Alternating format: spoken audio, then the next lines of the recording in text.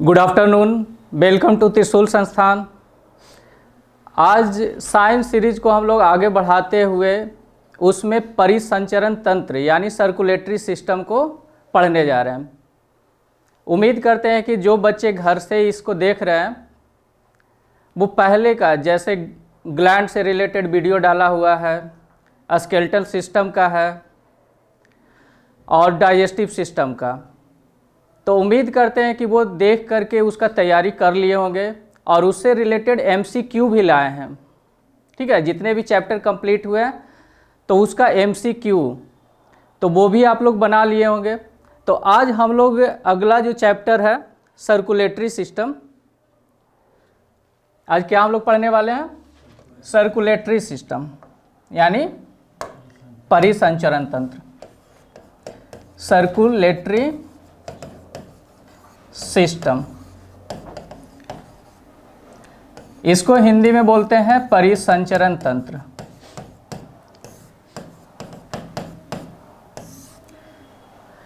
ये बहुत ही ज़्यादा इम्पोर्टेंट चैप्टर है। जितने भी आर्मी के जितने भी ट्रेड हो गए उससे उसमें या प्लस जितने भी बैंकिंग या कोई भी कंपटीशन का जहाँ पे जनरल नॉलेज लिखा होगा वहाँ पे इससे क्वेश्चन बनता है। तो ये आपके लिए बहुत ही ज़्यादा इम्पोर्टेंट हो जाता है सर्कुलेटरी सिस्टम। तो सर्कुलेटरी सिस्टम देखिए, इसमें सिस्टम का क्या मतलब है? सिस्टम यानी तंत्र। तंत्र का क्या मतलब है? तो वैसे ऑर्गन का समूह जो एक जैसा काम करते हैं। यानी कुछ हमारे शरीर में बहुत सारा अंग है, तो कुछ अंग ऐसे हैं जो एक काम को, जैसे कुछ अंग है, यहाँ पे एक अंग, ऐसे बहुत सारे अंग है, 4-5 अंग जो आपका जो है पचाने में मदद कर रहा है। यानी खाना जैसे क्या हो गया, मुंह हो गया, आपका ग्रास नली हो गया, पेट हो गया, छोटी आंत हो गया, बड़ी आंत, तो ये सब क्या करता है? भोजन को पचाने में मदद करता है। तो उसका एक समूह बना दिया गया, उसी को नाम दे दिया गया क्या? सिस्टम। तो ये पांचों अंग का जो सिस्टम कहलाया, यानी ये पचाने में मदद कर रहा है, तो इसको हिंदी में क्या बोल दिया? पाचन तंत्र। पाचन तंत्र यानी डाइजेस्टिव सिस्टम। तो वैसे ही कुछ ऐसे ऑर्गन हैं जो यहाँ पे नाम से देखिए, परी का मतलब होता है चारों तरफ, है ना। आपके बॉडी में पूरे चारों तरफ, यानी हर एक सेल के पास जो चीज़, जैसे आप डाइजेस्टिव सिस्टम पढ़े हैं तो डाइजेस्टिव सिस्टम में हम बताए हैं कि खाना जो पचता है आपका स्मॉल इंटेस्टाइन में, फिर स्मॉल इंटेस्टाइन से भोजन जाता है किस में? बड़ी आंत में। ठीक है, बड़ी आंत में। आप खाना खाने के बाद ये छोटी आंत है, तो छोटी आंत का 3 पार्ट होता है। कौन कौन सा? डिओडेनम, जेजुनम और इलियम। तो खाना का अवशोषण जो होता है, जो खाना हम लोग खा लिए, पच गया, तो उसका जो मेन पोषक तत्व है यहीं पे अवशोषण होता है। तो ये अवशोषित होने के बाद किस में मिल जाएगा? ब्लड में, क्योंकि इसका फिर मेन टारगेट क्या है? पूरे बॉडी में उसको पहुंचाना। वैसे ही हम लोग सांस लेते हैं, ठीक है, सांस लिए तो सांस जो ऑक्सीजन आया, तो ऑक्सीजन किस में आएगा? लंग्स में। वो किस में आएगा? लंग्स में। तो यहाँ से ऑक्सीजन को भी पूरे बॉडी में पहुँचाना, तो वो किसका काम होता है? ये दोनों चीज़ जो होता है वो ब्लड में घुल करके, ये इसको मान लेते हैं ये ब्लड है ये आपका, ठीक है, ये यहाँ पे ये ब्लड है, तो ब्लड में ही ऑक्सीजन घुल जाएगा, ब्लड में ही पचा हुआ खाना घुल जाएगा, और ये एक जगह से पूरे शरीर में यानी हर एक सेल के पास पहुँचाने का काम करेगा। तो ये सर्कुलेटरी सिस्टम बहुत ज़्यादा इम्पॉर्टेंट हो जाता है। तो इसमें तो एक हो गया परिसंचरण तंत्र में, एक हो गया ब्लड। इसमें हम लोग क्या पढ़ेंगे? परिसंचरण तंत्र में क्या पढ़ने वाले हैं? ब्लड के बारे में। पहला पार्ट हो गया ब्लड। दूसरा, ब्लड को एक जगह से दूसरी जगह पहुंचाने के लिए कुछ पंपिंग ऑर्गन का ज़रूरत होता है, ठीक है। वो होता है आपका हार्ट यानी हृदय या दिल, ठीक है, हृदय या दिल। और ये किसके थ्रू जाएगा? तो नसों के थ्रू। इसमें भी बनाए कि हम लोग के जीव जंतु में भी दो तरह का होता है, एक ओपन सर्कुलेटरी सिस्टम और एक क्लोज्ड, यानी एक खुला हुआ और बंद। तो हम लोग में क्या है, हम लोग में क्लोज्ड सर्कुलेटरी सिस्टम है, यानी बंद परिसंचरण तंत्र है, या खुला परिसंचरण तंत्र? बंद उसको बोलेंगे जिसमें नस के माध्यम से, है ना, यानी नस में ब्लड एक जगह से दूसरे जगह जाता है। तो तीसरा हो जाता है कौन सा, ब्लड वेसल। तीसरा जो पार्ट पढ़ने वाले हैं इसमें ब्लड वेसल, यानी रुधिर वाहिकाएं, हिंदी में इसको बोलते हैं रुधिर वाहिकाएं या नस। तो ये बारी बारी से इसको पढ़ने से पहले हम लोग सर्कुलेटरी सिस्टम के बारे में और थोड़ा सा जान लेते हैं कि सर्कुलेटरी सिस्टम किसको कहते हैं। तो सर्कुलेटरी सिस्टम में उसके संचरण के आधार पर दो भागों में बांट रहा है, एक खुला परिसंचरण तंत्र यानी ओपन सर्कुलेटरी सिस्टम, और दूसरा क्या है, क्लोज्ड सर्कुलेटरी सिस्टम। ठीक है, तो क्लोज्ड वाले में जिसमें नस के माध्यम से यानी नस के अंदर से खून बहता है उसको क्लोज। तो इसमें एग्जाम्पल में क्या आ जाएगा, हम लोग मानव यानी ह्यूमन बीइंग, इस तरह के जितने भी जंतु हैं, जितने भी मैमल्स वाले प्राणी आ गए इसमें आ जाएंगे। खुला वाला से आप लोग ये इम्पोर्टेंट हो जाता है, यहाँ से कुछ एग्जाम्पल पूछ लिया जाता है कि खुला वाले में किस में खुला।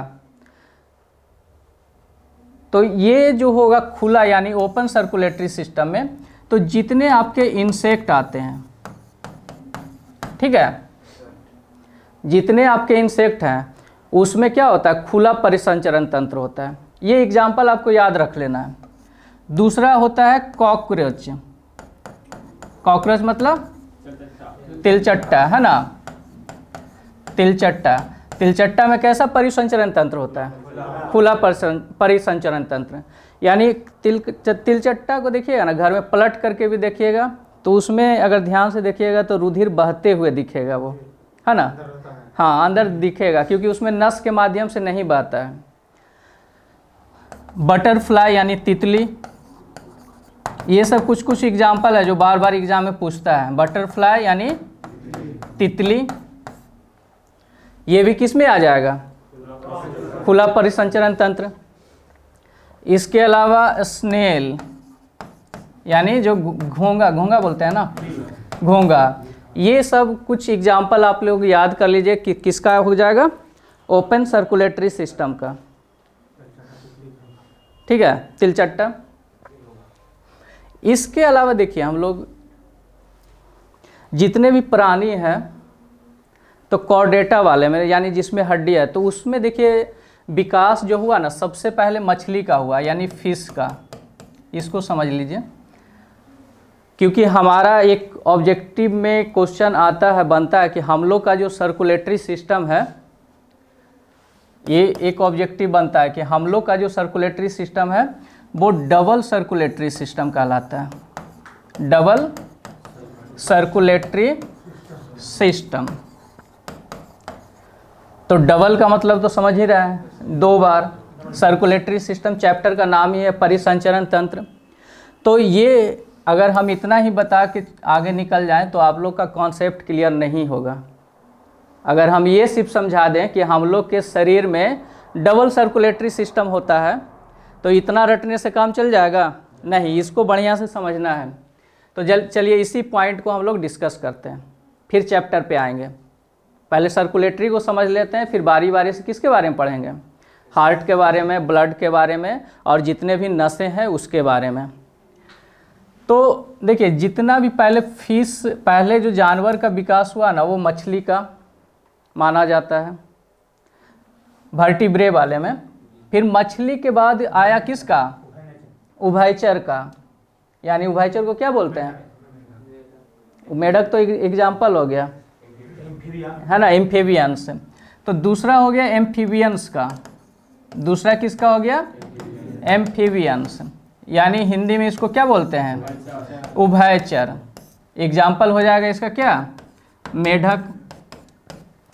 तीसरा उसी में से कुछ एम्फीबियंस में ही चेंज होकर के, परिवर्तन होकर के रेप्टाइल्स का ग्रुप बना।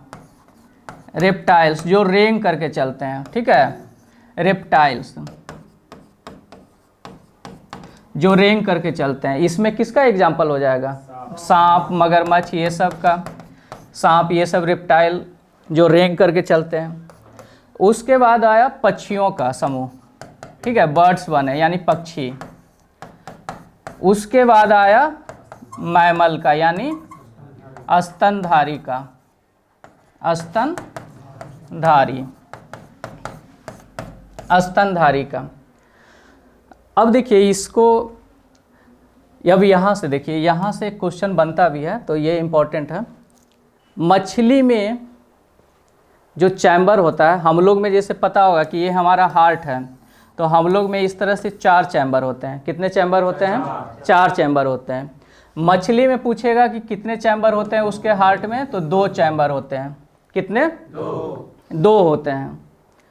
फिर एम्फीबियंस और रेप्टाइल, ये दोनों में कितना होता है?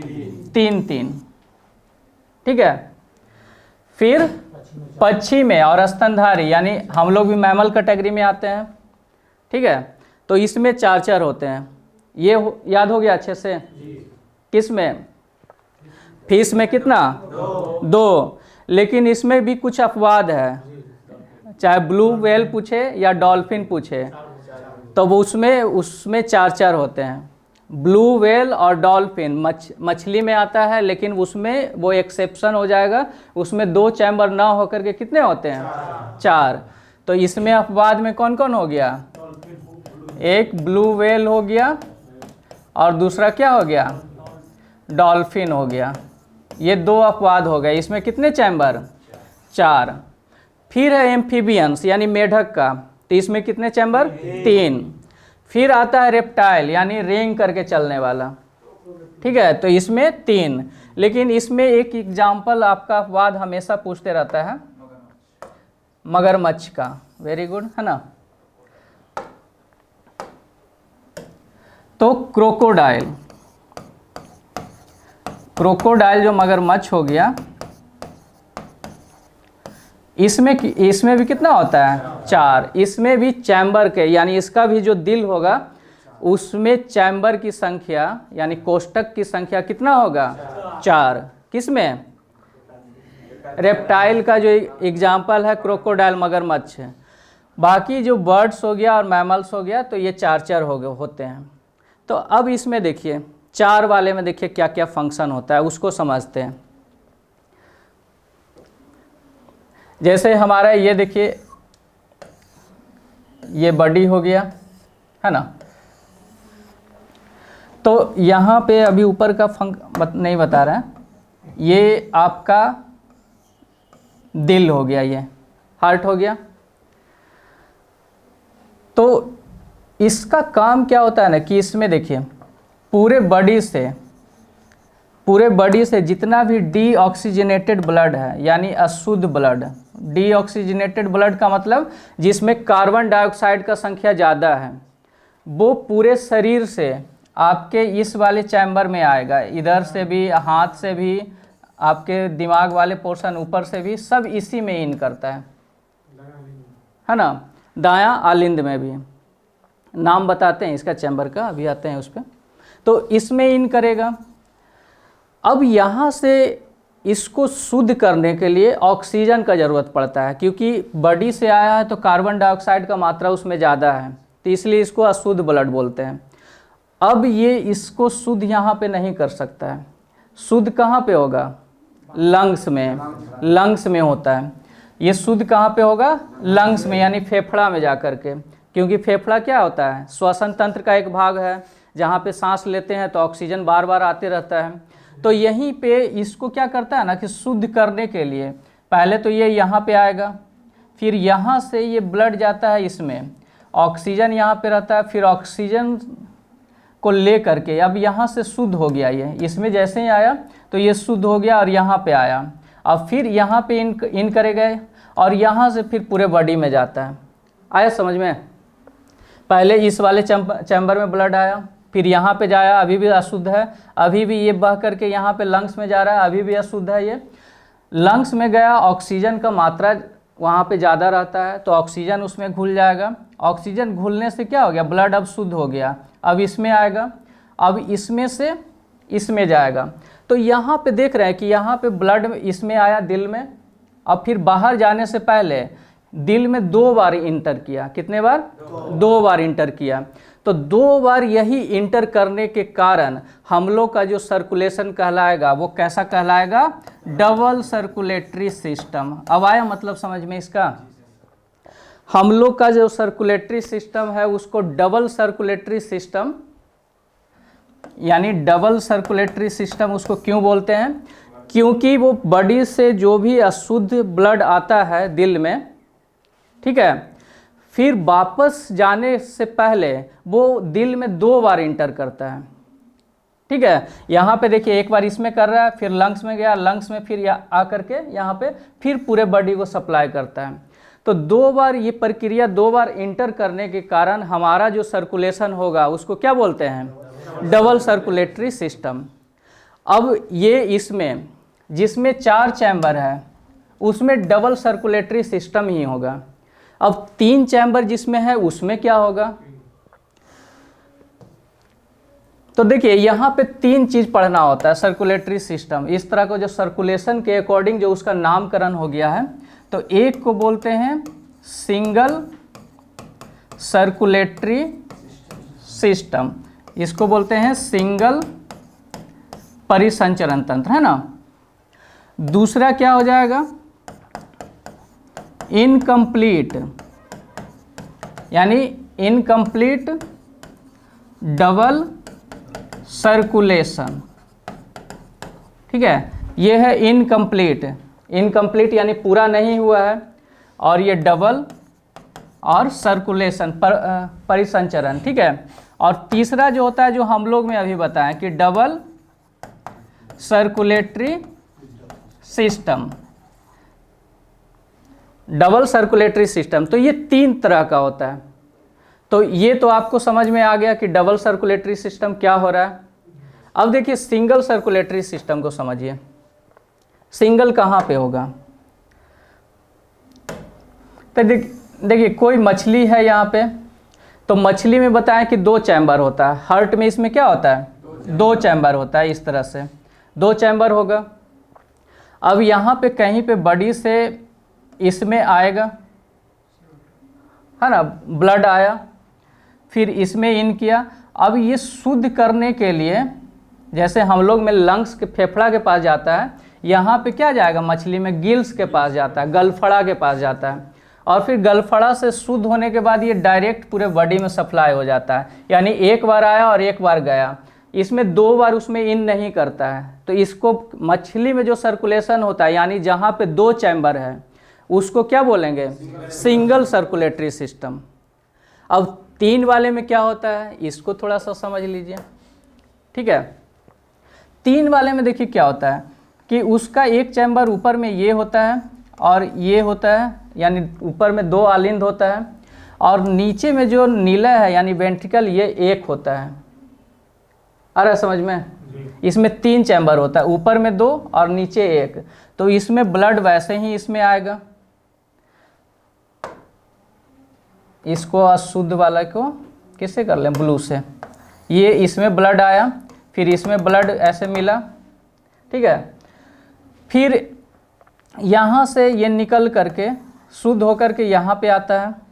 शुद्ध होगा तो फिर इसको रेड से कलर कर देते हैं। फिर यहाँ से जैसे वहाँ पे भी, फिर यहाँ से शुद्ध होकर के इसमें आएगा, फिर यहाँ से इसमें आ जाएगा। तो इसमें भी देखिए डबल सर्कुलेशन हो रहा है, लेकिन नीचे में वेंट्रिकल एक होने के कारण, क्योंकि इसमें 3 ही चैम्बर होता है, तो ये शुद्ध ब्लड और अशुद्ध ब्लड दोनों क्या हो जाता है? मिक्स कर जाता है। तो ये डबल तो हुआ, लेकिन पूरे तरह से कंप्लीट नहीं होता है। तो 3 चैम्बर वाले को क्या बोलते हैं? Incomplete double circulation. तो इनकम्प्लीट डबल सर्कुलेशन किस में होगा? आपके मेढक वाले में और रेप्टाइल वाले में। इतना चीज आया समझ में? चैम्बर तो बताएं, अब चैम्बर से आप डिसाइड कर सकते हैं, अब ज़्यादा समझाने का भी ज़रूरत नहीं है। जिसमें 4 चैम्बर है उसमें डबल ही होगा, ठीक है। जिसमें 2 चैम्बर है उसमें सिंगल होगा। ऐसे सबसे नहीं पूछेगा, आपका अपने वाले से पूछता है ह्यूमन में, तो उसको अच्छे से समझ में आ गया ना। उसमें कैसा सर्कुलेशन होगा, डबल सर्कुलेशन। उसमें चैम्बर की संख्या किस में कितना, 4। अभी तक देखिए हम लोग इसमें पढ़े सर्कुलेटरी सिस्टम के बारे में, तो उसमें 3 पार्ट के बारे में पढ़ना, ब्लड, हार्ट और ब्लड वेसल। उसमें खुला यानी ओपन सर्कुलेटरी सिस्टम, तो इसका कुछ एग्जाम्पल है इंसेक्ट, कॉकरोच, बटरफ्लाई, ये याद कर लेना है। हाँ, इंसेक्ट में भी होता है। इंसेक्ट देखिए ओपन सर्कुलेटरी सिस्टम, जो बटरफ्लाई भी तो इंसेक्ट का ही एग्जाम्पल है ना, जितना भी कीड़ा हो गया, ठीक है, उसमें ओपन होता है। इसको देखिए समझने से एक ऐसे भी समझ सकते हैं, जिसका ऊपर का हड्डी जो होता है ना कठोर होगा, मतलब कठोर चींटी, अब जैसे छोटा प्राणी तो हम लोग जैसा कठोर नहीं होगा। हाँ, जिसका ऊपर से कठोर होगा उसको अंदर से क्या किया गया है, उसमें ओपन जनरली किससे क्या मिलेगा, ओपन सर्कुलेटरी सिस्टम, ऐसे भी पकड़ सकते हैं उसको।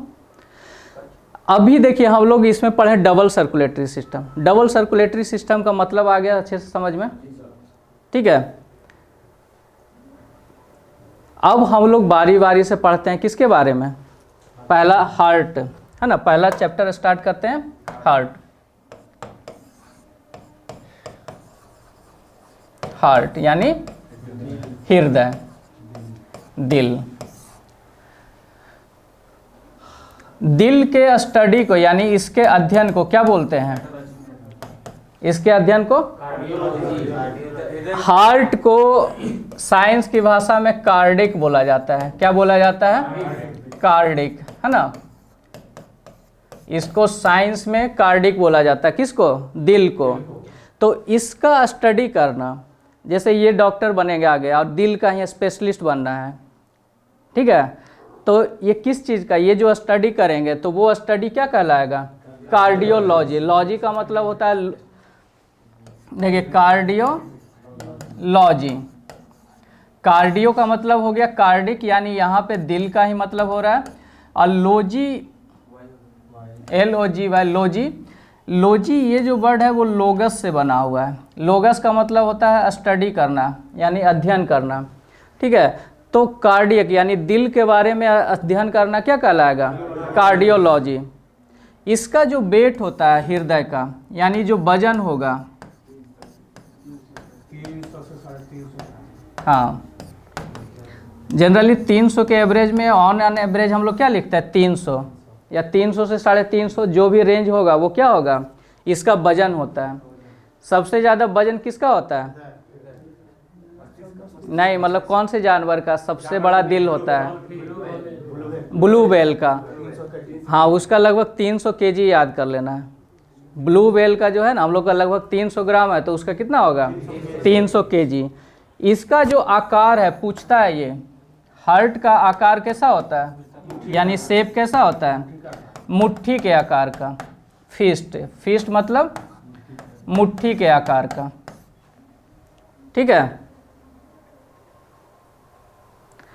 हार्ट के स्टडी को क्या बोलते हैं, कार्डियोलॉजी। इसका वजन कैसा होता है 300 ग्राम, और इसका आकार क्या होता है, मुट्ठी के आकार का। इसका देखिए लोकेशन, यानी कहाँ पे लोकेटेड होता है, इसका लोकेशन समझ लीजिए, ये कहाँ पे लोकेटेड होता है। तो यहाँ पे देखिए आपका जो ये वाला पोर्शन है,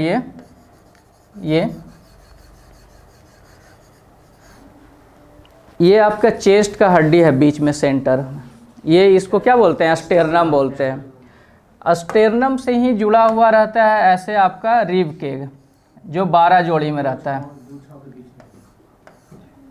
इस तरह से आपका क्या होता है, रिब केग होता है, छाती का हड्डी है ना, यहाँ पे चेस्ट वाला। तो ये टोटल 12 होता है, 12 में 7 इससे डायरेक्ट जुड़ा हुआ रहता है, फिर यहाँ से एक जो ये ऐसे निकला है तो इसमें 2-3 जुड़ा हुआ रहता है, और नीचे 2 इस तरह से लटका रहता है, यानी फ्लोटिंग करते रहता है। तो मेन इसमें जो जुड़ा हुआ रहता है उसमें 7 ही हड्डी रहता है, ठीक है। रिब केग में ऐसा ही स्ट्रक्चर होता है।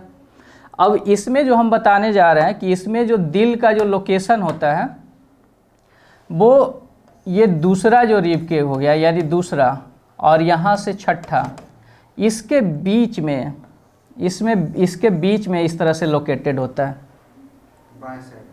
हाँ, बाएं साइड में। बाएं साइड में लगभग 80% हिस्सा बाएं साइड में होता है और 20% आपका बीच वाले पोर्शन में, या थोड़ा सा कभी कभी दाएं भी आ सकता है। लोकेशन से अगर थोड़ा दाएं भी आ जाएगा तो आपका सर्कुलेटरी सिस्टम पे कोई प्रभाव उसका नहीं पड़ेगा। ठीक है, किसी किसी का थोड़ा दाएं भी आ गया है तो उससे बहुत ज़्यादा फर्क नहीं पड़ता है। तो इसका लोकेशन आया समझ में, कहाँ पे लोकेटेड होगा? 2 और 6 हड्डी जो है उसके बीच में। तो ये तो हड्डी से उसका लोकेशन बताएं। अब इस हड्डी के अंदर झांकेंगे तो क्या होगा? आपके इसके हड्डी के बीच में अंदर में क्या दिखता है? कौन कौन सा ऑर्गन होता है? लंग्स होता है। तो देखिए, लंग्स से उसको समझ लीजिए।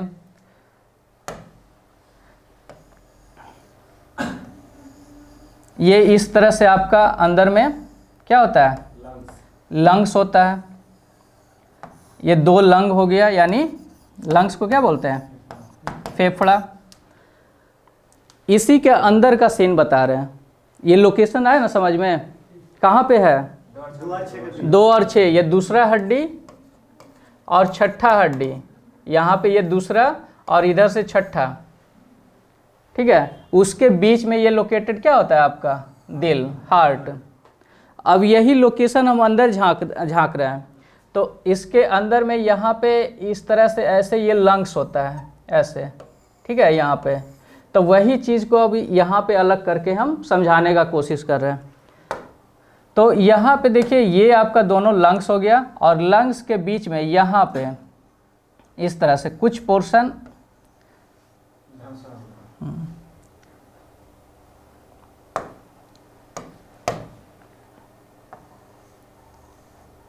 ये अंदर ऐसे धंसा हुआ, और इस तरह से 4 चैम्बर ये होता है। ठीक है, तो लोकेशन आया समझ में, ये कहाँ पे लोकेटेड होता है? ये दूसरा और छठा हड्डी के बीच में, और दोनों लंग्स के बीच में। तो ये लंग्स धंसा होने के कारण आकार में थोड़ा सा इसके कंपेयर में ये थोड़ा सा छोटा होता है। अब देखिए ये काम कैसे करेगा। तो काम करने से पहले चारों चैम्बर का नाम हम लोग पहले देख लेते हैं। ठीक है, अब आ जाते हैं हम लोग यहाँ पे।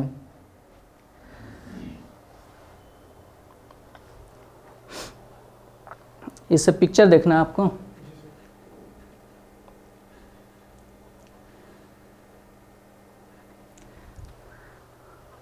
देखिए, शेप एक्चुअली इस तरह से होता है। ये इसी को हम बना के समझाते हैं तो ज़्यादा समझ में आएगा।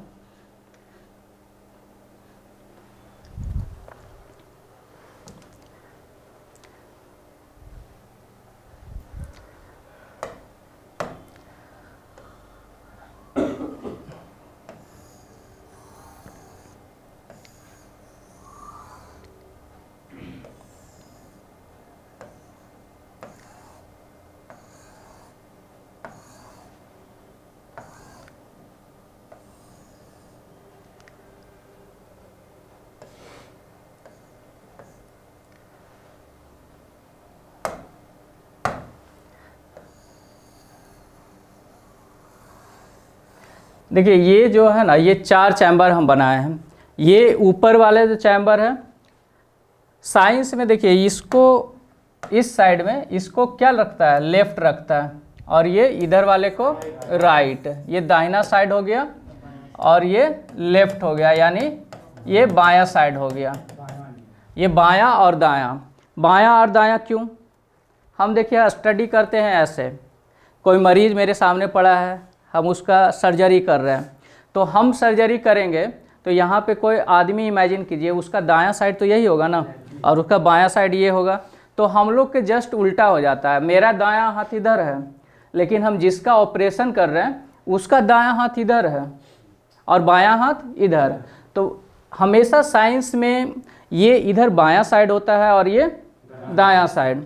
ऊपर वाले को क्या बोलते हैं? आलिंद बोलते हैं। ऊपर वाले को आलिंद, और नीचे वाले 2 चैम्बर को नीलय। इसको इंग्लिश में क्या बोलते हैं?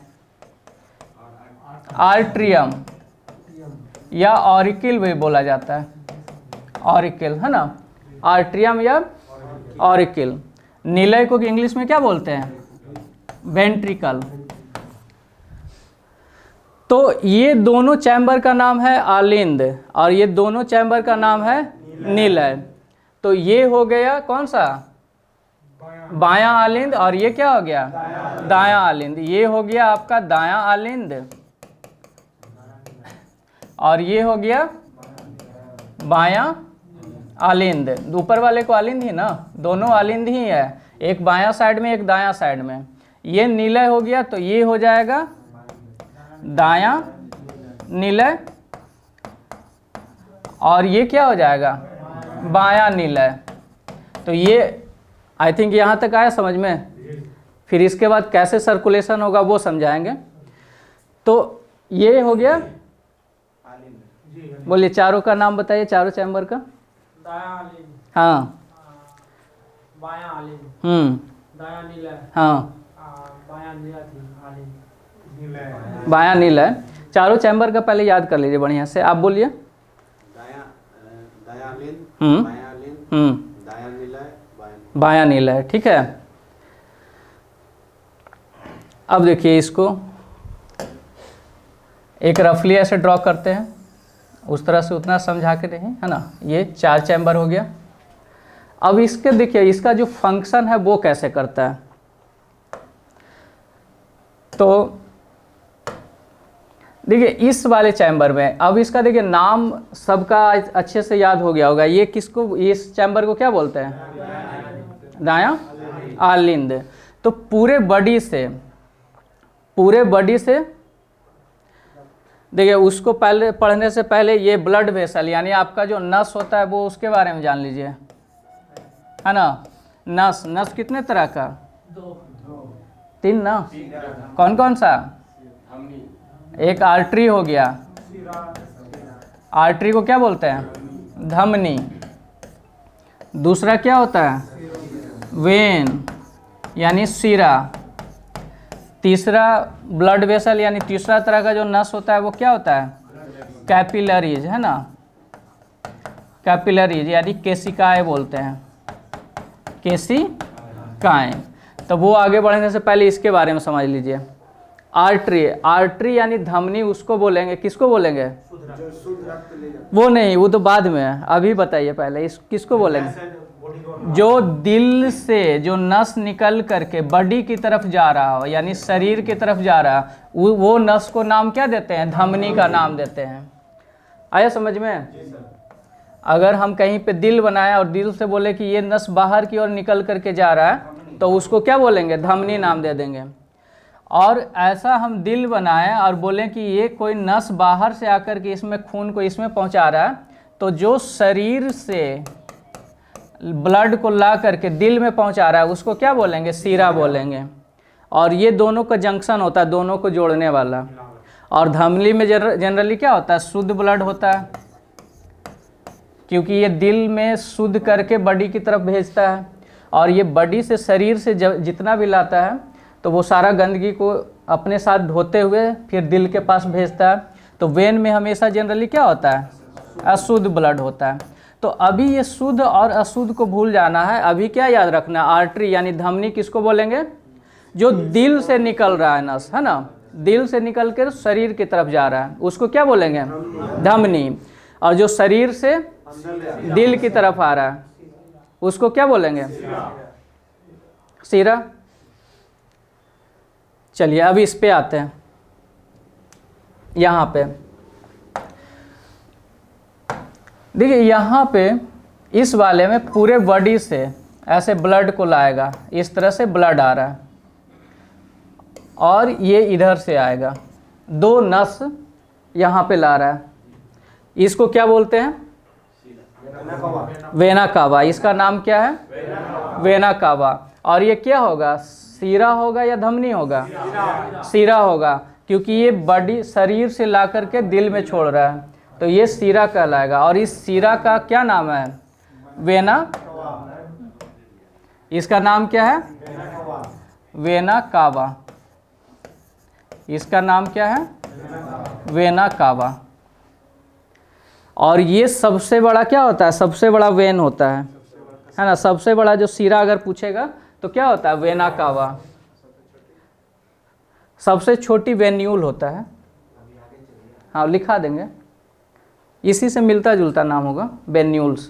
सबसे बड़ा वेना कावा, सबसे छोटा वेन्यूल्स। अब देखिए ब्लड इसमें आया यहाँ पे, तो इसमें क्या आया? अशुद्ध ब्लड, यानी कार्बन डाइऑक्साइड का मात्रा क्या है इसमें? ज़्यादा है।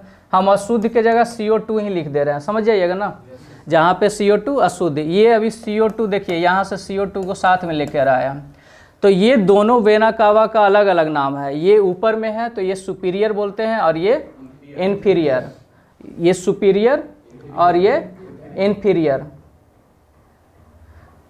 हमारा दिल देखिए यहाँ पे है ना, तो पूरा ब्लड को ला रहा है यहाँ पे, तो कुछ शरीर ऊपर से भी ला रहा है, मस्तिष्क से भी, तो वो किसके थ्रू आएगा? ये सुपीरियर वेना कावा से। और पैर से अगर खून आ रहा है ना, तो वो इससे आएगा, इन्फीरियर वेना कावा से।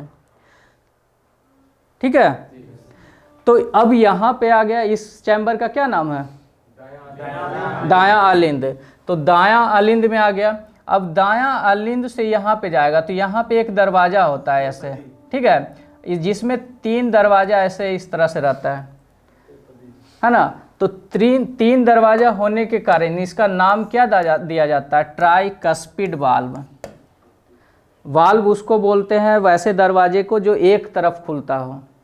कहीं मॉल में देखे होंगे कि एक तरफ ही खुलेगा वो, तो इसको बोला जाता है ट्राइकस्पिड वाल्व। ट्राई का मतलब 3, ठीक है, और कस्पिड वाल्व, इसको हिंदी में बोलेंगे त्रिक पर्दी कपाट। त्रिक पर्दी कपाट, वाल्व का मतलब हिंदी में कपाट बोलते हैं। तो इस दरवाजे से छन छन के ये ब्लड अब इसमें आएगा, ठीक है, दायां निलय में, इसमें भरेगा ये। अब यहाँ से ये जाएगा किसको? शुद्ध करने के लिए, क्योंकि इसको अब शुद्ध करना है, तो शुद्ध करने के लिए कहाँ पे भेजेगा? लंग्स में। ऐसे लंग्स यहीं पे जुड़ा हुआ बना रहता है, अभी बताए थे ना इसका लोकेशन।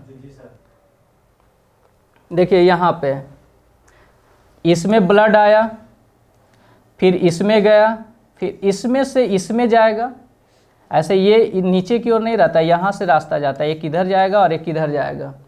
फिर इसमें से शुद्ध होकर के, इसमें से जब शुद्ध हो जाएगा तो फिर इसमें आ जाएगा, और इसमें से शुद्ध होकर के दोनों इसी में आ जाएगा। फिर इसमें से ये जाएगा इस वाले चैम्बर में, और यहाँ से फिर इस तरह से निकल के पूरे बॉडी में जाएगा। आ रहा है समझ में?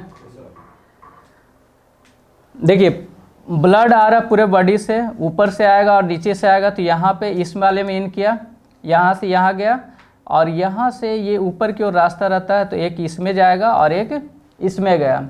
इसमें शुद्ध हो गया क्योंकि लंग्स में ऑक्सीजन भरा रहता है। यहाँ से शुद्ध होने के बाद किस में आएगा? किस में इन करता है? बाएं आलिंद में। दोनों किस में आएगा? बायां आलिंद में। और बायां आलिंद से किस में जाएगा? बायां निलय में जाएगा, और बायां निलय से फिर पूरे शरीर में जाएगा। तो इसी चीज़ को देखिए यहाँ पे अब बताते हैं। अब यहाँ से ये अभी भी CO2 वाला ही है, ये अभी भी क्या है? अशुद्ध ही है। और ये कहाँ पे जा रहा होगा? लंग्स में। लंग्स हम वहाँ पे बताएं, इसको अलग करके समझा रहे हैं। ये जाएगा लंग्स यानी फेफड़ा में। तो ये भी अभी क्या है? अशुद्ध है। ये CO2 का ही मात्रा है यहाँ पे, क्योंकि यहाँ पे अशुद्ध आया था। इसको क्या बोलते हैं? इस नस को क्या बोलते हैं? हाँ, ये क्या हो गया? देखिए दिल से निकल रहा है, तो दिल से निकलने के कारण धमनी बोलेंगे, क्योंकि ये दिल से निकल रहा है और शरीर के किसी दूसरे अंग में जा रहा है। लंग्स दूसरा अंग हो गया ना, तो ये धमनी हो गया। धमनी को इंग्लिश में क्या बोलते हैं? आर्टरी बोलते हैं। धमनी को क्या बोलते हैं? आर्टरी। और ये लंग्स से जुड़ा हुआ है। लंग्स को क्या बोलते हैं साइंस की भाषा में? इसको पल्मोनरी बोला जाता है। साइंस की भाषा में लंग्स को क्या बोला जाता है? पल्मोनरी। तो इस कारण से ये क्या हो गया? Pulmonary artery. लंग्स को हिंदी में बोलते हैं फेफड़ा, तो इसीलिए पल्मोनरी आर्टरी का हिंदी में नाम क्या हो जाएगा? फुफ्फुसीय धमनी, फुफ्फुसीय या फुफ्फुस शिरा, फुफ्फुसीय धमनी। ठीक है, क्योंकि लंग्स को हिंदी में बोलते हैं फेफड़ा, फेफड़ा को बोलना है ना, उसी से मिलता जुलता नाम हो जाएगा फुफ्फुसीय और धमनी। तो फुफ्फुसीय धमनी में कैसा ब्लड होता है? अशुद्ध, और यही एकमात्र धमनी होता है जिसमें अशुद्ध ब्लड बहता है। जितने भी धमनी है उसमें शुद्ध ब्लड होता है, लेकिन ये एकमात्र ऐसा धमनी होगा पल्मोनरी धमनी यानी पल्मोनरी आर्टरी जिसमें क्या होगा? अशुद्ध, है ना। CO2 का मात्रा ज़्यादा होने के कारण ये अशुद्ध रहता है। अब ये लंग्स में आ गया। लंग्स में यहाँ पे ऑक्सीजन हम लोग गेन कर रहे हैं, ऑक्सीजन का मात्रा आ रहा है मतलब बढ़ गया है, ऑक्सीजन ज़्यादा है। तो ऑक्सीजन अब ये कहाँ पे जाएगा? यहाँ पे, किस में? बायां अलिंद में। ये भी लंग्स, ये भी जो नस है, अब देखिए ये इन कर रहा है, दिल में जा रहा है, तो दिल में जाने के कारण क्या होगा? इसको शिरा बोलेंगे। और ये फुफ्फुस यानी फेफड़ा से जुड़ा हुआ, तो इसलिए इसका नाम क्या हो जाएगा? फुफ्फुसीय शिरा। इसका नाम क्या हो जाएगा? फुफ्फुसीय शिरा, फुफ्फुसीय शिरा। इंग्लिश में क्या बोलेंगे इसको? Pulmonary vein. हिंदी में, इंग्लिश में वेन ना, पल्मोनरी वेन। और जितना भी वेन होता है उसमें अशुद्ध रक्त होता है, लेकिन इसमें देखिए लंग्स से जुड़ने के कारण अब यहाँ पे क्या हो गया? ऑक्सीजन का मात्रा ज़्यादा, तो इसमें क्या हो जाएगा? शुद्ध रक्त हो जाएगा। तो देखिए अभी तक हम लोग इसमें समझाया कि इसमें हमारे दिल में 4 चैम्बर, बायां अलिंद, दायां अलिंद, बायां निलय और दायां निलय। शरीर से आपका जो भी खून आएगा वो किस में आएगा? दाएं वाले में आएगा, दाएं अलिंद में। उससे इसमें जाएगा, किस में? दायां निलय में। किसके थ्रू जाएगा? यहाँ पे एक गेट होता है, उसको बोलते हैं त्रिकपर्दी कपाट यानी ट्राइकस्पिड वाल्व। यहाँ से ये जुड़ा हुआ रहता है कौन? एक फुफ्फुसीय धमनी, फुफ्फुसीय धमनी। एक्चुअली हम ये समझाने के लिए बता दिया, एक्चुअली ये यहीं से ऐसे उड़ता है, ऊपर में जाता है इस तरह से नस। देखिए हम वो समझाने के लिए बता रहे हैं, लेकिन एक्चुअली क्या होता है ना कि यहाँ पे देखिए इधर से ये ब्लड आया, फिर यहाँ पे आकर के, और ये जो पल्मोनरी आर्टरी जो हम नीचे से यहाँ से दिखाए हैं वो एक्चुअली यहीं से होता है, और यहाँ से ऊपर जा कर के एक इधर लंग्स में चला जाएगा और ये दूसरे वाले लंग्स में चला जाएगा। बात समझे? ये फिगर से देखिए, समझने का कोशिश कीजिए। पूरे शरीर से आ रहा है, ठीक है, तो पूरे शरीर से आ रहा है तो इसमें आएगा, है ना। तो इसमें दो गो दिख रहा होगा यहाँ पे, देखिए एक सुपीरियर वेना कावा लिखा होगा, कहीं पे इन्फीरियर भी लिखा होगा, लिखा है यहाँ पे। हाँ, ये इन्फीरियर, ये यानी बॉडी से, यानी आपके पैर से, पैर वगैरह से अगर जो ब्लड आ रहा है तो वो इन्फीरियर वेना कावा से इन करेगा। हम उसमें 2 बताया है ना, देखिए यहाँ पे 2 दिखा है ना कि एक इधर से और एक इधर से, तो ये इन्फीरियर वेना कावा हो गया, ये सुपीरियर वेना कावा, और ये सबसे बड़ा वेन होता है, सबसे बड़ा सिरा होता है। पूछेगा कि हमारे शरीर में सबसे बड़ा सिरा, सबसे बड़ा वेन कौन होता है? तो वेना कावा। और सबसे छोटा वेन्यूल वो लिखवा देंगे अलग से। और सबसे बड़ा धमनी बात करेगा तो आयोटा होता है, आयोटा होता है ना। सबसे बड़ा आर्टरी आयोटा,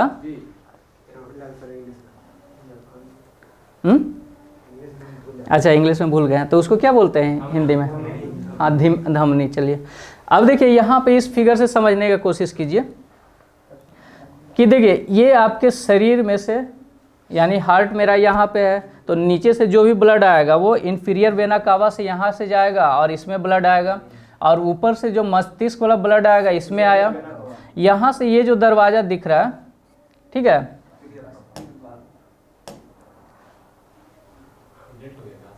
नहीं डिलीट नहीं होगा।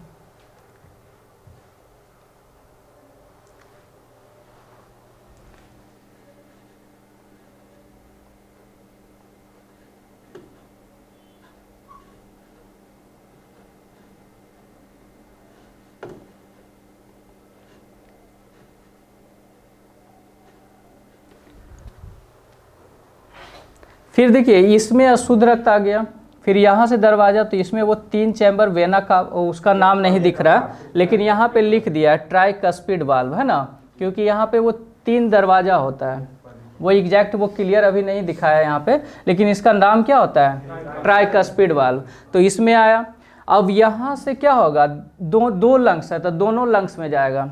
एक यहाँ से गया तो इधर लेफ्ट वाले में लंग्स में चला गया, यानी लेफ्ट वाले फेफड़ा में, और यहाँ से ऐसे घूम करके इधर आएगा, दोनों में जाएगा, फिर दोनों में शुद्ध होगा, और शुद्ध होने के बाद कहाँ से आएगा, फिर इसमें से इन करेगा आपके बाएं साइड वाले में, है ना, यानी बायां आलिंद हो गया, इसमें खून आएगा।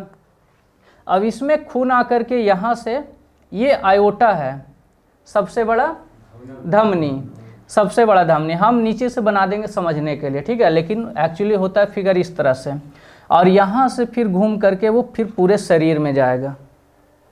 बात आया समझ में? देखिए वही चीज़ हम यहाँ पे समझाने का कोशिश कर रहे हैं, पहले इसको बढ़िया से समझ लीजिए। तो यहाँ पे देखिए ब्लड आया, यहाँ से इस पे गया, किससे, ट्राइकस्पिड। यहाँ से भी क्वेश्चन बनेगा, कैसे बनेगा, पूछ देगा कि दायां अलिंद और दायां निलय के बीच में जो कपाट होता है वो कौन सा कपाट होता है, तो त्रिपर्दी कपाट, है ना, ये 3 दरवाजा से होता है। ये इमेज से देख देख के पढ़िएगा तो हमेशा याद रहेगा। आपको याद है कि हम सर इधर ही बनाए हैं 3 दरवाजा, तो ये याद रहेगा। एक एक क्वेश्चन बनेगा, कहीं से भी क्वेश्चन बन सकता है, तो एक एक चीज़ बढ़िया समझिएगा। तो ये त्रिपर्दी कपाट हो गया। फिर यहाँ से गया लंग्स में, लंग्स में ऑक्सीजन का मात्रा होने के कारण ये शुद्ध हुआ, शुद्ध होने के बाद अब इसमें आ गया। अब यहाँ पे भी, जहाँ पे देखिए एक नस निकल रहा होगा वहाँ पे एक दरवाज़ा ज़रूर होगा, क्योंकि दरवाज़ा नहीं रहेगा तो जाया कुछ गड़बड़ी होने के कारण फिर बैक भी फ्लो कर सकता है ना, वापस आ सकता है, तो उसमें गड़बड़ हो जाएगा। तो ये वापस, तो यहाँ पे ये दरवाज़ा का नाम होता है, ये जो पल्मोनरी आर्टरी जो बोले, तो यहाँ पे जो ये दरवाज़ा होगा इसका नाम होता है सेमी लूनर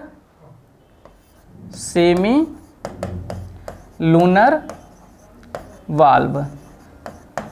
सेमी का मतलब होता है अर्ध, लूनर चंद्रमा को बोलते हैं, तो अर्ध चंद्राकार कपाट, वाल्व का मतलब कपाट हो गया, तो हिंदी में लिखा रहेगा अर्ध चंद्राकार कपाट। ये कहाँ पे होगा, पल्मोनरी जो आर्टरी है यानी फुफ्फुसीय धमनी, उससे जुड़ा हुआ दरवाज़ा रहेगा। आ रहा है समझ में? नहीं। फिर एक यहाँ से आया, ये इन किया यहाँ पे, तो ये शुद्ध रक्त हो गया, यहाँ पे ऑक्सीजन का मात्रा ज़्यादा है। अब यहाँ से नीचे जाएगा तो यहाँ पे जो दरवाज़ा होता है उसमें 2 ही होता है, 2 छिद्र होता है। तो ये 3 था, तो 3 के कारण उसका नाम कर दिया ट्राइकस्पिड वाल्व। ये 2 होगा तो 2 के कारण इसका नाम क्या हो जाएगा, बाइकस्पिड वाल्व। बाई मतलब 2 होता है ना, बाइकस्पिड वाल्व, ठीक है, बाइकस्पिड वाल्व। फिर यहाँ से ये ब्लड इसमें आएगा, ये भी शुद्ध रक्त है। फिर यहाँ से ये है आयोटा, ये क्या है, आयोटा, आयोटा बोलते हैं इसको। ये सबसे बड़ा धमनी है, ये क्या है, सबसे बड़ा धमनी है। यहाँ पे जो एक दरवाज़ा लगा रहेगा तो ये इसी से मिलता जुलता नाम है आयोटिक वाल्व है, ठीक है, आयोटिक वाल्व। तो इस चैम्बर में देखिए कितने तरह का वाल्व मिल गया, 4 तरह का, एक ट्राइकस्पिड, एक बाइकस्पिड वाल्व, एक सेमी लूनर वाल्व यानी अर्धचंद्राकार, और एक आयोटिक कपाट, आयोटा से जुड़ा हुआ है। आयोटा अभी क्या करेगा, यहाँ से ब्लड है और पूरे शरीर में ले जाएगा, ठीक है, आए समझ में? हमारे दिल में ब्लड का सर्कुलेशन कैसे हो रहा है ये आया समझ में?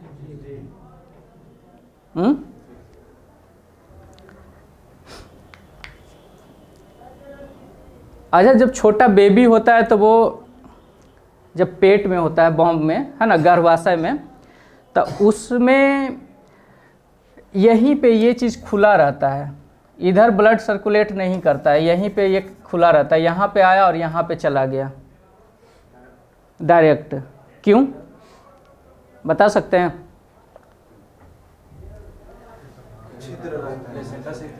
हैं? हाँ देखिए वो सही जगह जा रहे हैं। देखिए यहाँ पे इसका काम क्या है, इधर आने का, यहाँ से आया इधर आया, ये इधर आया क्यों? क्योंकि लंग्स में जाएगा और ऑक्सीजन का मात्रा लेगा और ये इसको शुद्ध करेगा।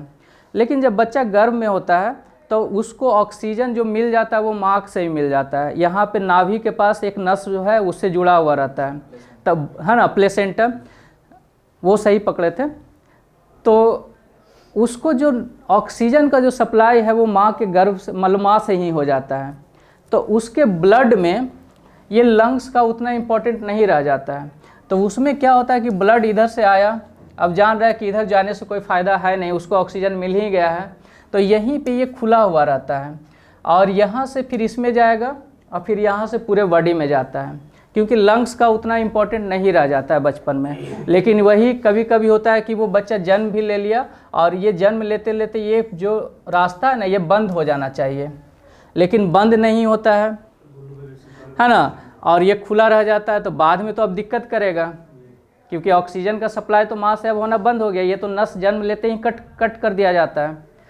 अब उसको सप्लाई, अब माँ से ऑक्सीजन मिल नहीं रहा, अब ये भी खुला हुआ है तो ऑक्सीजन यहाँ से इधर गया, इधर आया, इधर से इधर आ रहा है, तो वो दिक्कत हो जाता है। उसी बीमारी का नाम क्या बोलते हैं? Blue baby syndrome.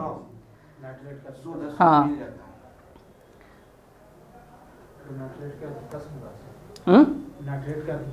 हाँ, चलिए, तो ये ब्लड का सर्कुलेशन आया समझ में। अब इसमें देखिए, अब पढ़ते हैं हम इसमें जो इसका कंडक्शन सिस्टम, यानी वो कैसे परिसंचरण करना है, यानी हृदय में कैसे परिवहन हो रहा है, उसके बारे में थोड़ा सा समझ लेते हैं। वो थोड़ा सा, यहाँ तक कोई दिक्कत नहीं ना? क्या जी दिक्कत है? बताइए, बाइकस्पिड वाल्व किसके बीच में होता है? बाइकस्पिड वाल्व, बाइकस्पिड, बायां अलिंद और बायां निलय के बीच में। देखिए बाइकस्पिड किसके बीच में हुआ? बाइकस्पिड हम ये वाले को बोल रहे हैं, ये बाइकस्पिड इसका नाम है ना, द्युकपर्दी कपाट। इसको हिंदी में क्या बोलेंगे?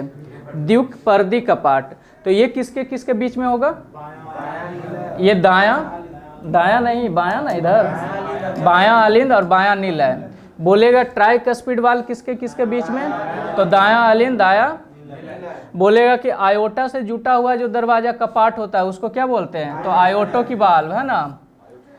इससे अब यहाँ से देखिए क्या क्या ऑब्जेक्टिव बनेगा। सबसे बड़ा धमनी आयोटा, सबसे बड़ा धमनी आयोटा, लिखवा देंगे क्लास के बाद, ठीक है। सबसे बड़ा धमनी, सबसे बड़ा वेन यानी सबसे बड़ी सिरा वेना कावा। और इसमें देखिए ये ट्राइकस्पिड, 4 वाल्व का नाम याद कर लेना, ट्राइकस्पिड, बाइकस्पिड, सेमीलूनर यानी अर्धचंद्राकार और एक आयोटिक वाल्व। किसमें शुद्ध है किसमें अशुद्ध है? जैसे चैम्बर का नाम भी पूछ देगा, बोलेगा कि बायां अलिंद में शुद्ध रक्त होता है या अशुद्ध होता है? तो देखिए नाम है उल्टा है। इधर देखिए ये दायां है, दायां मतलब राइट, लेकिन राइट में क्या है? रॉन्ग ब्लड है ना, उल्टा है। ये राइट है ना, ये दायां साइड हो गया, लेकिन इसमें क्या है? अशुद्ध है। और ये क्या है? बायां है, इसमें शुद्ध है। अब देखिए इसमें कंडक्शन सिस्टम के बारे में पढ़ाते हैं, ज़्यादा डीप नहीं ना हो रहा है। देखिए इसको बढ़िया से समझ लीजिए कि हृदय में जो परिवहन हो रहा है वो कैसे हो रहा है, क्योंकि उसको समझने से पहले देखिए एक समझ लीजिए, जैसे हमारा जो मसल्स है, ये सपोज मसल्स मान लेते हैं, ये मसल्स है। तो मसल्स का काम क्या है? कॉन्ट्रैक्ट करेगा और, है ना, हाँ, कॉन्ट्रैक्ट होता है और रिलैक्स होता है, यानी एक बार शिथिलन होता है, एक बार फैलता है। उसी के कारण हम लोग कोई भी मूवमेंट कर पाते हैं, है ना, जैसे इस तरह से मूवमेंट कर रहे हैं। तो ये इस तरह से किए हैं, या हम कुछ लिख रहे हैं कोई भी तरह का मूवमेंट, तो वो उसको कंट्रोल कौन कर रहा है? मेरा न्यूरॉन कर रहा है ना। बॉडी में जो न्यूरॉन है वो उसको कंट्रोल कर रहा है।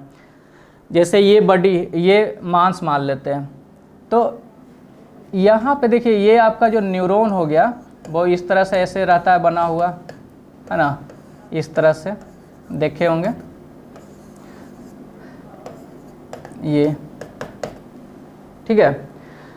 तो ये क्या करता है ना, यहाँ से कुछ केमिकल को यहाँ पे छोड़ देता है आपके मसल्स पे। ये मसल्स छोड़ता है तो यहाँ पे कुछ रिसेप्टर होता है आपके मांस पे, वो उसको एक्सेप्ट करता है। तो यहाँ से आपका सोडियम आ जाता है, सोडियम आयन इसको मिल जाता है। और मसल में जितना भी सेल है उसमें एंडोप्लाज्मिक रेटिकुलम भी होता है, ये भी पढ़े होंगे। जो सेल नहीं पढ़े हैं वो पढ़ेंगे तो वहाँ पे आ जाएगा एंडोप्लाज्मिक रेटिकुलम। तो वो वहाँ से कैल्शियम रिलीज करता है।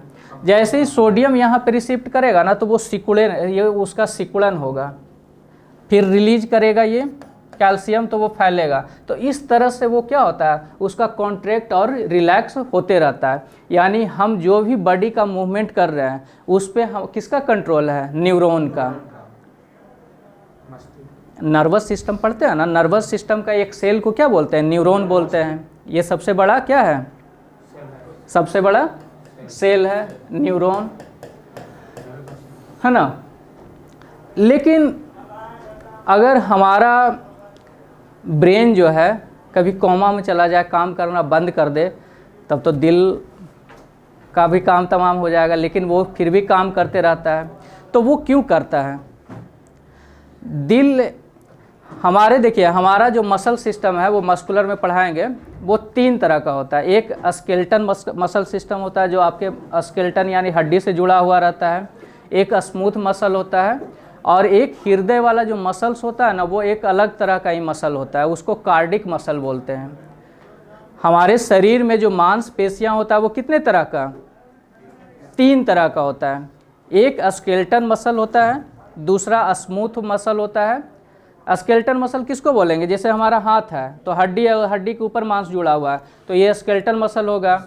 स्मूथ किसको बोलेंगे? जैसे हम खाना लिए हैं, खाना जिससे पाइप से जा रहा है, ग्रास नली से, ओएसोफेगस से, तो ये सब में क्या हड्डी जुड़ा हुआ है? सिर्फ मसल है। दिल है ना, तो अंदर का जितना भी ऑर्गन है उसमें हड्डी नहीं होता है। जैसे लंग्स हो गया, तो लंग्स क्या सिर्फ मांस से बना हुआ है, तो उसको स्मूथ मसल बोलते हैं। एक दिल में अलग टाइप का मसल होता है, उसको कार्डिक मसल बोलते हैं, ठीक है। तो उसी को अभी समझना है थोड़ा सा, वहाँ से भी क्वेश्चन बनता है आपका। ऐसे नोड ये सब नाम सुने हैं? हैं? तो है ना, हाँ वेरी गुड। ऐसे नोड, एबी नोड, और क्या पढ़े हैं?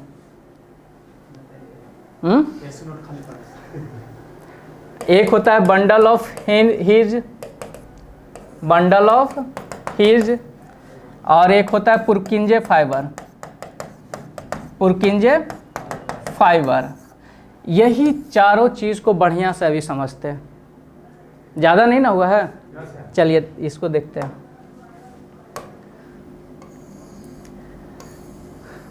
ये आपका हृदय हुआ ये। हाँ एक चीज़ और इसमें देखिए,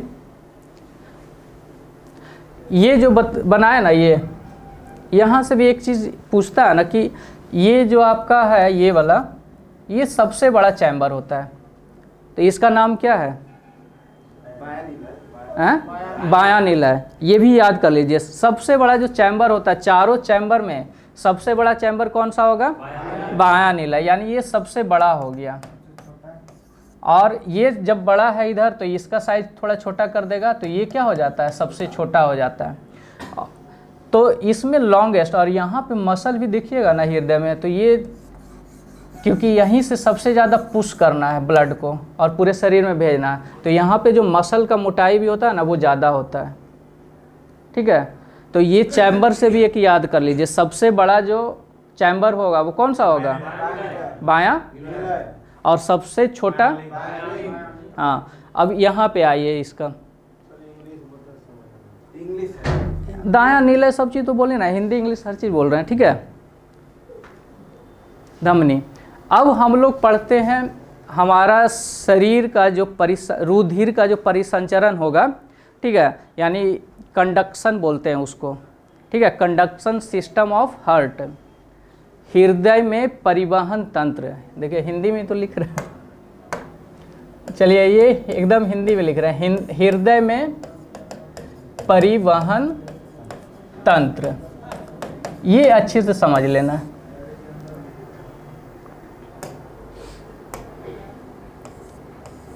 ये हमारा 4 चैम्बर है, ठीक है, 4 चैम्बर है, बीच में बहुत सारा इस तरह से छोटा छोटा सेल से, ये मसल से पूरा घेरे हुए रहता है, ठीक है, इस तरह से सारा मसल से एक दूसरे से जुड़ा हुआ भी रहता है,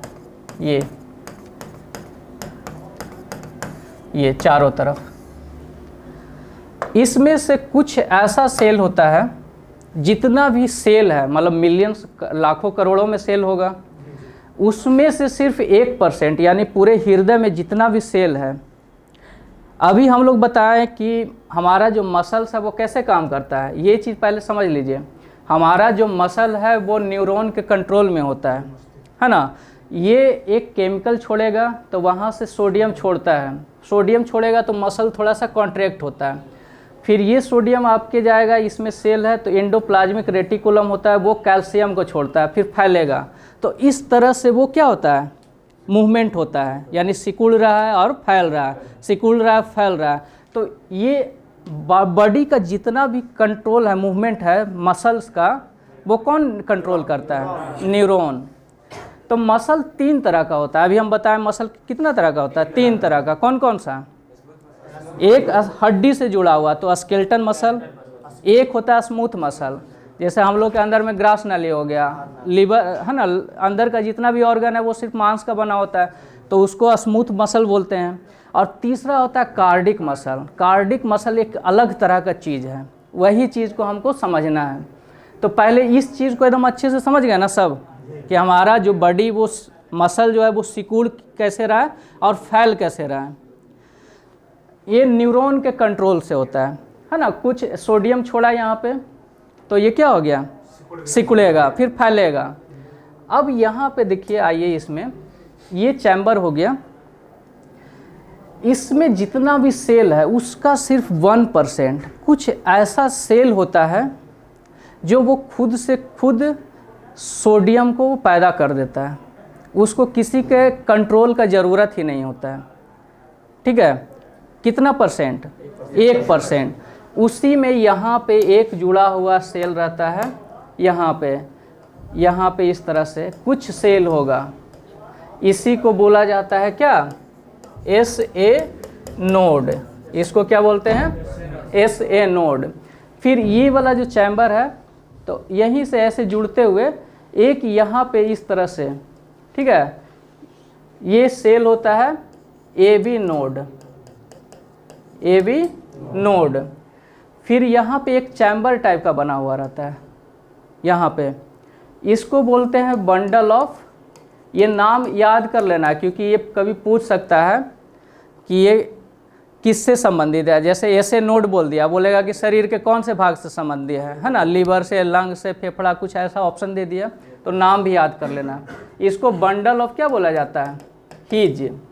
फिर यहाँ से इस तरह से ऐसे फाइबर निकल करके ऐसे कुछ सेल जुड़ा हुआ रहता है, ठीक है, ऐसे। इसको बोलते हैं पुरकिंजे फाइबर। इसको क्या बोलते हैं, पुरकिंजे फाइबर। हिंदी में भी वैसे ही लिखेंगे, पुरकिंजे फाइबर, फाइबर या रेशा बोलेंगे ना, पुरकिंजे फाइबर। इसको क्या बोले हैं हिंदी में, बंडल ऑफ हीज, है ना। ये तो SA नोड है ही। अब देखिए इसमें क्या होता है, इसको बढ़िया से समझिए, तब हृदय में कैसे परिवहन तंत्र हो रहा है। क्योंकि ये अगर न्यूरॉन पे डिपेंड करने लगा और न्यूरॉन ही कोमा में चला जाए, है ना, तो क्या होगा, हृदय का भी काम तमाम, हृदय का काम तमाम मतलब, है ना। तो ये कुछ ऐसा होता है, ये खुद से एक्टिवेट होता है। पूरे हृदय में जितना भी सेल है उसका मात्र 1% ऐसा सेल होता है, ये खुद से सोडियम को जनरेट करता है। और सोडियम को खुद से जनरेट करेगा तो ये खुद से ये पंपिंग करेगा, है ना। और ये 1 मिनट में लगभग ये 72 बार ऐसा करता है, ठीक है।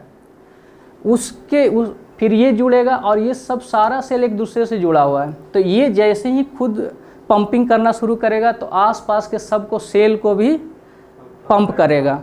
फिर यहाँ से ये भी, ये जितना नाम बताया ना, 4 नाम बताया, एक bundle of His, SA node, A V node और पुरकिंजे फाइबर, ये चारों ऐसा है जो वो खुद से उस तरह का कैपेसिटी होता है कि वो सोडियम को जनरेट करेगा और खुद से वो पंपिंग करता है, उस पर किसी चीज़ का कंट्रोल नहीं होता है।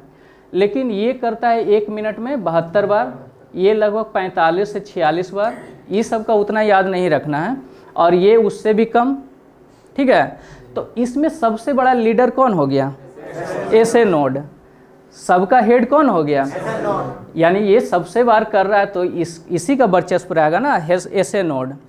तो एसे नोड को इसी के कारण इसका क्या नाम दिया जाता है ना, पेस मेकर ऑफ हार्ट, हृदय का पेस मेकर बोला जाता है। समझ रहे हैं बात को? इसलिए एसे नोड को क्या बोलते हैं? हाँ, पेस मेकर ऑफ हार्ट।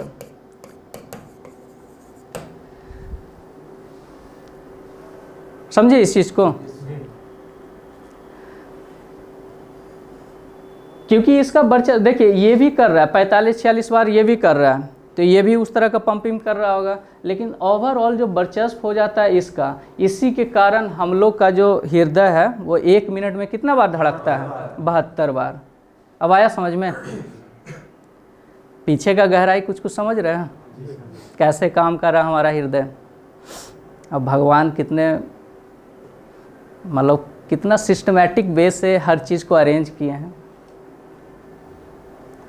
ठीक है। और इससे अब देखिए, अब कुछ रह गया हार्ट बीट के बारे में, वो पढ़ा देंगे, और कुछ डिजीज़ के बारे में, है ना, डिजीज़ कुछ रह गया तो वो अगले क्लास में, और अगले क्लास में फिर ब्लड भी शुरू कर देंगे, ठीक है। तो एक बार इसको रिकॉल कर लीजिए, ठीक है। पहले हम लोग क्या बताएं? परिसंचरण तंत्र। तो परिसंचरण तंत्र में हम बताएं कि एक ओपन और क्लोज, उसके बारे में समझाएं। फिर बताएं कि हमारा जो मानव शरीर का जो सर्कुलेशन होता है वो डबल सर्कुलेशन होता है, डबल सर्कुलेटरी सिस्टम। तो डबल सर्कुलेटरी सिस्टम क्यों बोलते हैं? क्योंकि हृदय में 2 बार ब्लड आता है फिर जाता है, तो 2 बार होने के कारण डबल। और जहाँ जहाँ पे 4 चैम्बर लिखा होगा, जहाँ पे पढ़े होंगे 4 चैम्बर, कहाँ पे पढ़ा है?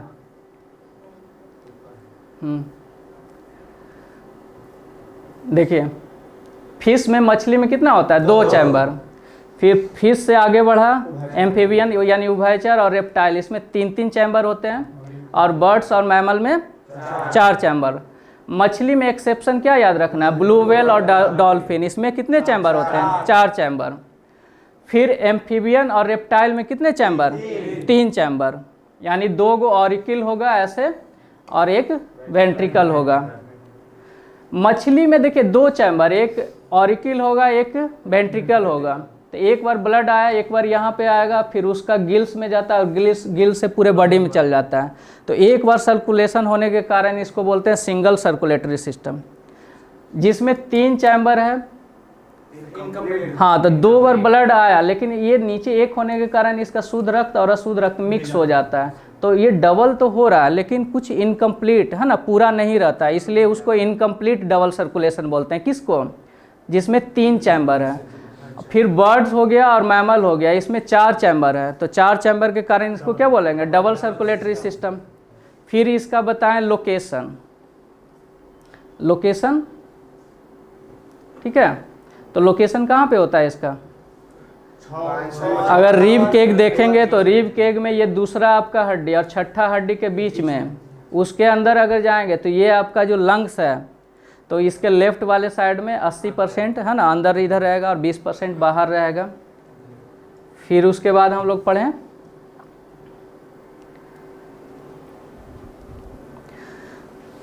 ये इसको है ना, दायां और दायां निलय, इसके बीच में जो वाल्व होता है यानी कपाट होता है उसमें 3 होने के कारण इसको क्या बोलेंगे, त्रिकपर्दी यानी ट्राइकस्पिड वाल्व।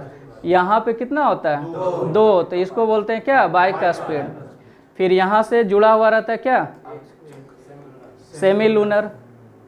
सबसे बड़ा धमनी, सबसे बड़ा धमनी आयोटा, सबसे बड़ा सीरा वेना कावा। ठीक है, अब इसमें ये वाला चीज़ देख लेना है ना, ये वाला वेना कावा, त्रिकपर्दी कपाट।